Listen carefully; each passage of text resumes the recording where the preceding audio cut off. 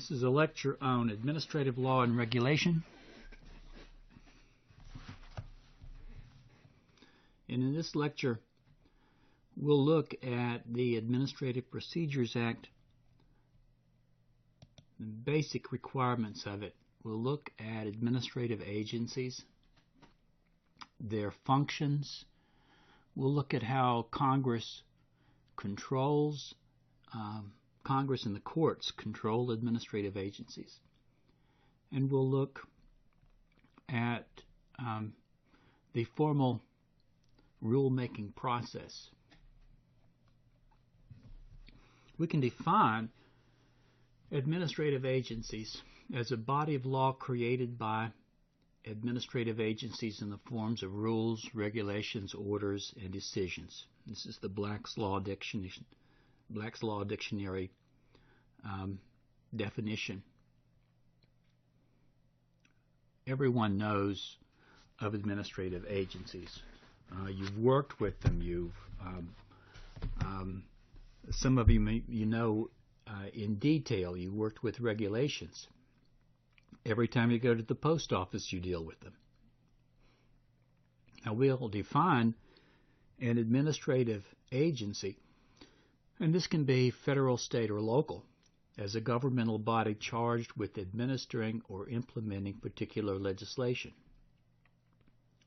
Put another way, there has been some organic act or enabling act that establishes the agency and says to the agency, this is with the scope of what you're authorized to do.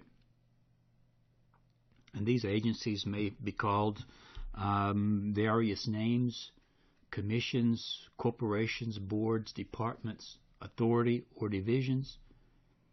Just to name a few, commissions, the Energy Regulatory Commission, the Securities Exchange Commission, corporations, the United States Postal Service Corporation, board,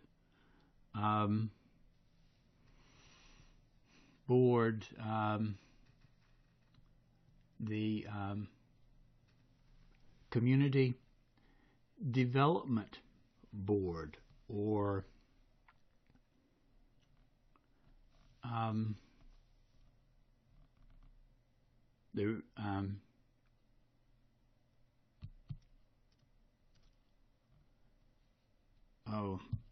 the National Labor Relations Board, Department of Labor, Department of Energy, Authority, Tennessee Valley Authority, Division, the Civil Rights Division of the Justice Department. Why are agencies necessary? Well, they handle small disputes and they take case loads off courts. They also provide technical expertise in areas that are regulated, and they have more expertise because they're technocrats than do the legislators themselves. For example, the Internal Revenue Service have expertise in tax theory and practice. Environmental Protection Agency has expertise in pollution control and effect. Think of how many persons in Congress have expertise in nuclear energy.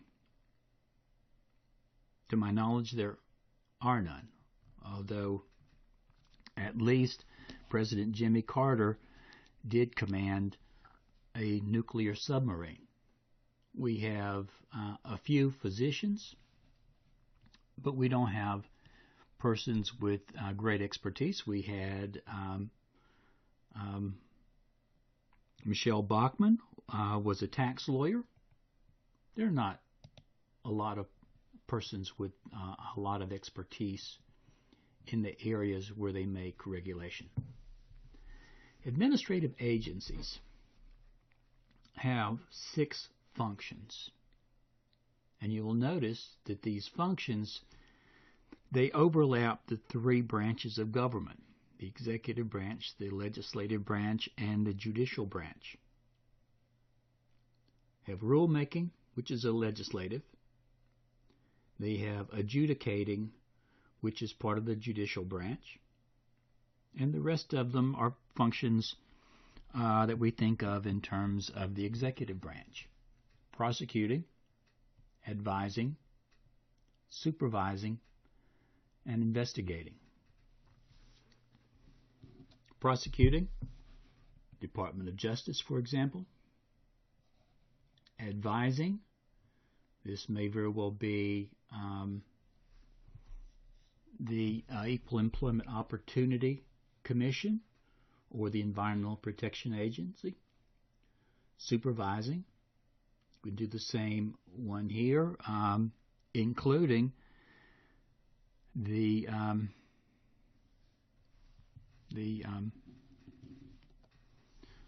FCC, the Federal Communications Corporation, and investigating, again, the FBI and the SEC as well. So if we have the problem of the administrative agency, and the agency works under the direction of the president, and the head of the agency is appointed by the president, and the head of the agency serves at the pleasure of the president, why isn't there a separation of powers problem? They have both quasi-legislative and quasi-judicial powers. There are certain safeguards built in the law and the constitutional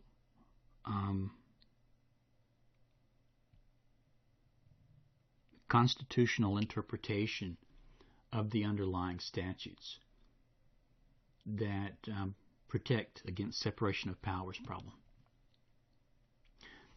Congress, and by the way, this also applies at the state level, the state legislatures. Congress has certain rights and powers over the agency. It can abolish the agency. In the old line, Bill Cosby's old line that he used to tell from one of the stories from, I don't know, the late 60s in his comedy routine talking about his children, I brought you into this world, I can take you out. It's relevant here with the Congress. If Congress truly wanted to get rid of the Internal Revenue Service, it could do it. It would be foolish, but it could do it because it has that power. Same with the Department of Energy, Department of Education. Second, they can provide specific legislation contrary to the rules of the agency. If Congress doesn't like a particular rule of the agency, it can just simply amend the statute and take that power away from the agency. Or it can undo an act of the agency. Number 3, Congress can more specifically define the limitations of the agency and its rulemaking. If it wants it to stay out of a particular area, it can. Number 4, Congress can provide additional procedural requirements for agency adjudications. Now, typically, an agency may have an administrative law judge presiding over a review panel, presiding over a tribunal that is the liaison between the agency and the citizen. Perhaps, as would be the case maybe in Social Security, if you think that too many cases are going into litigation in the courts from the agency, perhaps you need to set up Congress needs to set up an appeal or a second layer of appeal to give greater assurance that the matter is dealt with in a more efficient manner. And then lastly, Congress can limit the appropriation of funds to the agency. This used to be a fairly straightforward notion, although in the last 6-7 years it is much muddied, where we have to question whether or not Congress has any authority to appropriate funds for agencies.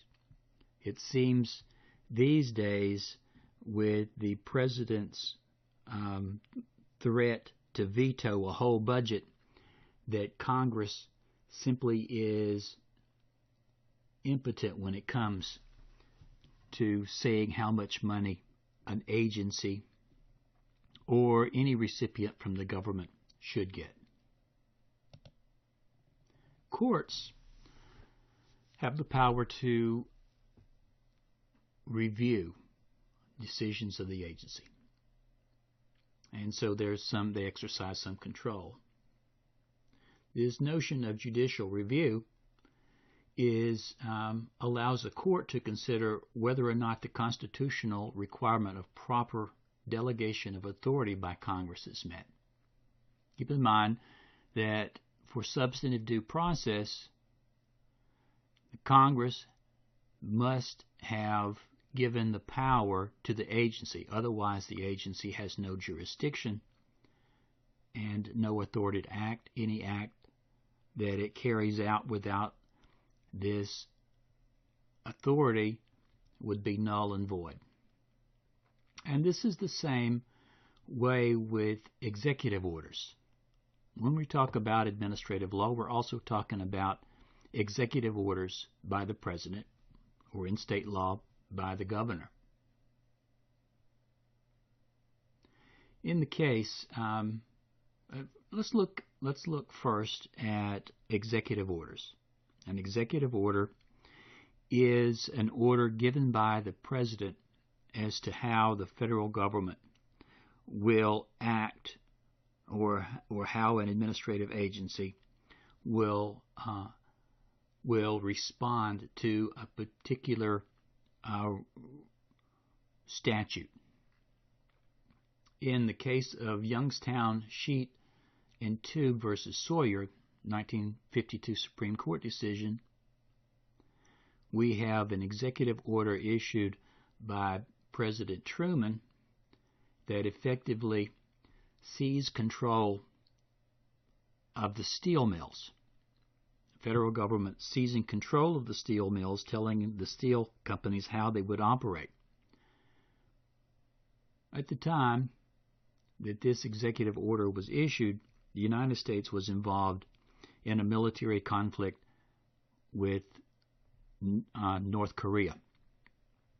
And President Truman felt that it was necessary to take the executive action to assure the steel companies were producing sufficient steel and made that steel available to the federal government for defense purposes. Obviously, it was challenged by this particular case by the Youngstown Sheet and Tube Company, and the Supreme Court invalidated the executive order. An executive order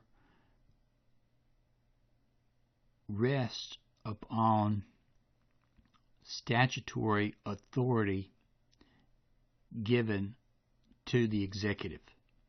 And in this particular case, there was no underlying statutory authority giving the president the power, the authority, under legislative direction to take the action of seizing the steel mills.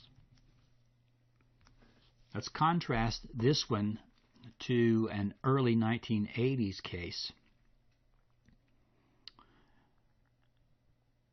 called the plaintiff is Dames and More, D-A-M-E-S, and More, M-O-R-E, which they're suing the Carter administration because Jimmy Carter has frozen the Iranian assets subsequent to the Iranian Revolutionary Guard taking our hostages in 1979 after their revolution in Tehran.